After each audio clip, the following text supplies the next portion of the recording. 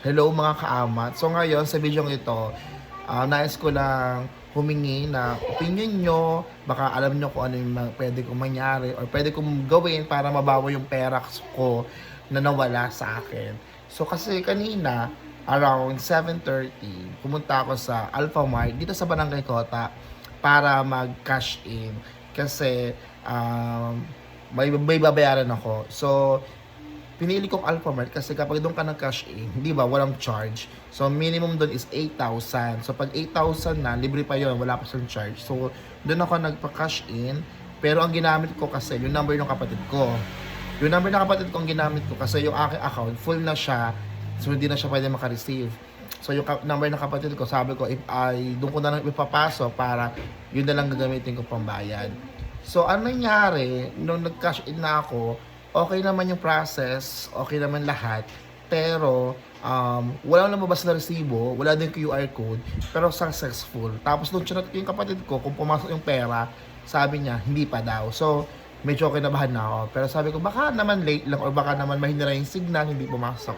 Pero based on my experience sa Alphamart, lahat ng pera doon na kinakashin ko, mabilis lang mas mag-transact.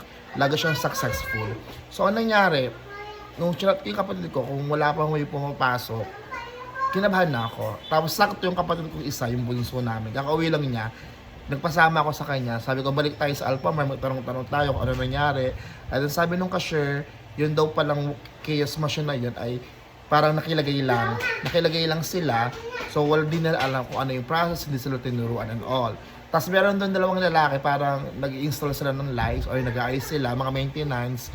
Tapos sabi niya, same daw na experience ko, na experience niya, pero binabalik naman daw.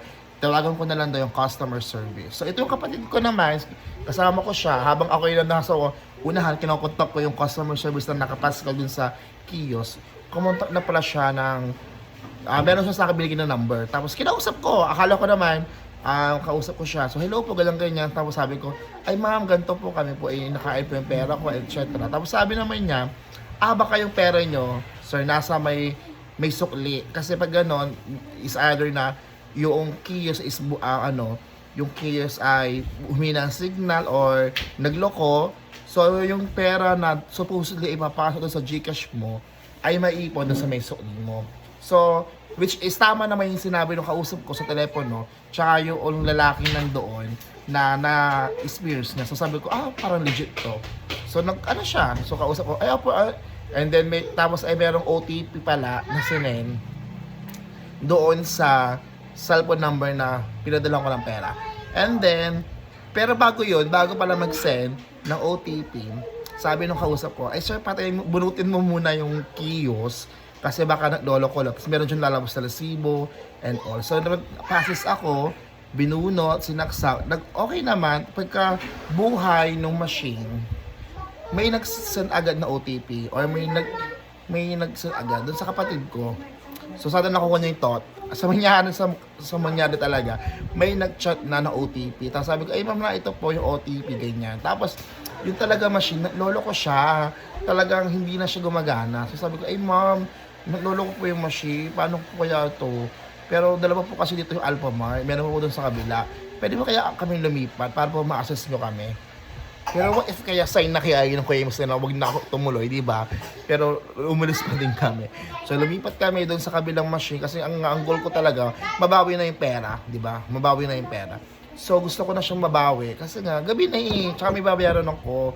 So anong nangyari, doon kami sa kabilang Alphamart, nakausap namin siya, dala na namin yung code, dala na namin yung mga OTP na nasa may sukli card. Tapos, maya-maya, sabi niya, sir, punta ka sa may Paymaya.